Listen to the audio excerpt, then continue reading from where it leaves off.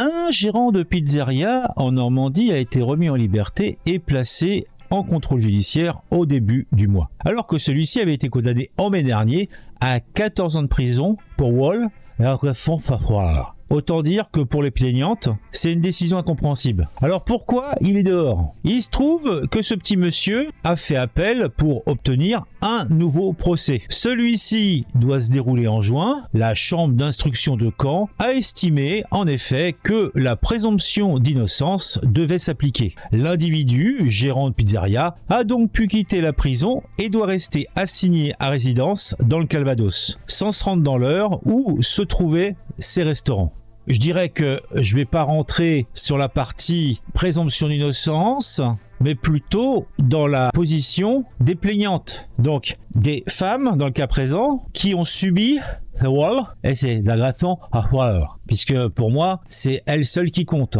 On va faire une inversion de position, c'est-à-dire d'un homme qui était en prison et de femmes qui pouvaient vivre sereinement, à la position où on a un homme qui est dehors et des femmes qui ne vont plus se sentir en sécurité et qui vont, de fait, s'enfermer. Déjà psychologiquement, peut-être même physiquement. Là, la peur change de camp. À quel moment la chambre d'instruction de Caen a pris cet élément en considération? La justice, c'est des textes, la justice, c'est de l'application. Donc, je vais pas, comme je l'ai dit en préambule ou pas, je vais pas rentrer dans tout ce qui est la gestion de la justice, les lois, les contrôles judiciaires, etc., les remises en liberté. Mais je m'interroge. D'ailleurs, une des plaignantes déclare « Lui, il est libre, moi, je suis comme emprisonné chez moi ». En tout cas, il y a 4 plaignantes qui sont toutes des ex-employés. Elles ont dénoncé ce qu'elles pointent comme injustice. Elles s'étaient réunies à Beuzeville, entourées d'une 50aine de personnes et de plusieurs élus pour s'indigner contre la décision de la chambre d'instruction. Ça a été reporté par l'évêque de Pont-de-Mer.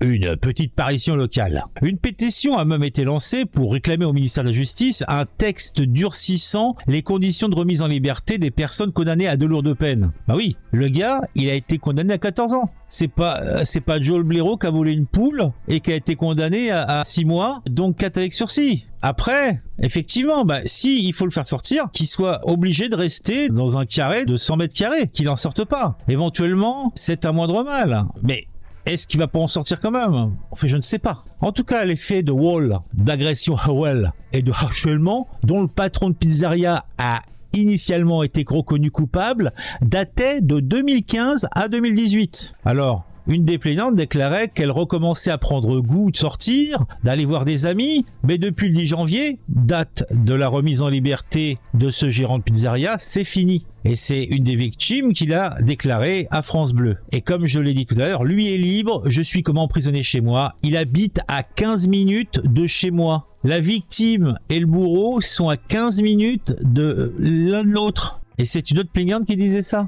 L'avocat d'une des femmes, maître Sylvain Naviot, a de son côté pointé qu'il y a beaucoup de personnes qui bénéficient de la présomption d'innocence et qui restent détenues jusqu'à la comparution devant la juridiction.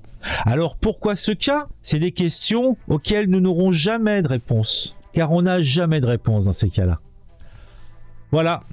Pourquoi j'ai voulu parler de ce cas? Tout simplement, vous l'avez entendu vous-même, l'incompréhension que j'ai dans l'application de la loi, l'application d'un code avec, dans le cas présent, une non prise en compte des plaignants et des risques éventuels qu'elles peuvent courir. Car il va y avoir de nouveau un procès, il y a des témoins, il y a des plaignants, les victimes, donc le présumé coupable, habitent à quelques encablures les uns des autres. Il peut y avoir des pressions, il peut y avoir éventuellement des actes. C'est inquiétant. Je comprends que pour ces plaignantes, ça sera très très compliqué à vivre. Elles vont revivre ce qu'elles ont déjà vécu lors du premier procès. Et ça, c'est difficilement acceptable humainement. Après, comme je l'ai dit, la loi est la loi, il y a des règles, il y a des machins, il y a des applications.